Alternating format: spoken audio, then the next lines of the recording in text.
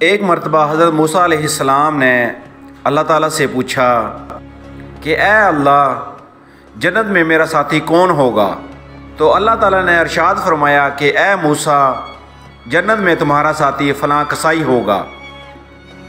اللہ تعالیٰ نے حضرت موسیٰ علیہ السلام کو کسائی کا پتہ بتایا، نہ کسی بزرگ کا پتہ بتایا، نہ کسی محدث کا پتہ بتایا، نہ کسی شہید کا پتہ بتایا، نہ کسی پیغمبر کا پتہ بتایا، نہ کسی نبی کا پتہ بتایا، بلکہ اللہ تعالیٰ نے فرمایا کہ اے موسیٰ، جنت میں تمہارا ساتھی فلاں کسائی ہوگا۔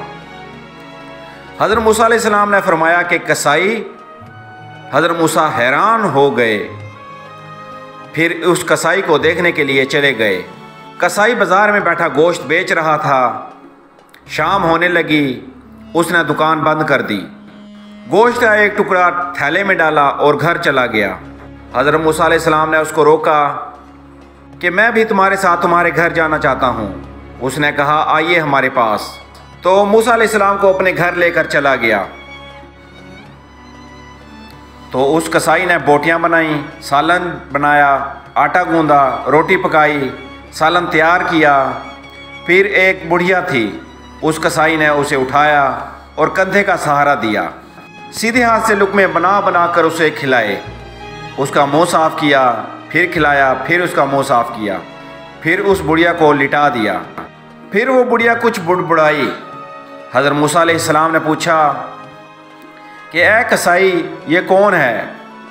اس نے کہا یہ میری ماں ہے، صبح اس کی خدمت کر کے چلا جاتا ہوں اور رات کو آ کر پہلے اس کی خدمت کرتا ہوں، پھر اس کے بعد اپنے بچوں کو دیکھتا ہوں۔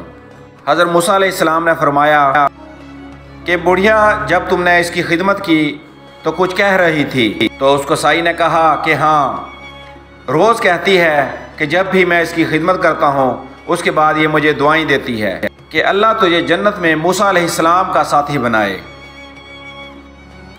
تو میں اپنی اماں سے کہتا ہوں کہ اماں، موسیٰ نبی ہیں اور میں کہاں، اور حضرت موسیٰ علیہ السلام کہاں؟ موسیٰ علیہ السلام نے فرمایا کہ اے کسائی، اللہ تعالیٰ نے تیری والدہ کی دعا قبول کر دی۔ میں نے اللہ سے پوچھا کہ میرا ساتھی جنت میں کون ہوگا، تو اس نے مجھے آپ کا پتہ دیا کہ فلاں کسائی جنت میں تیرا ساتھی ہوگا۔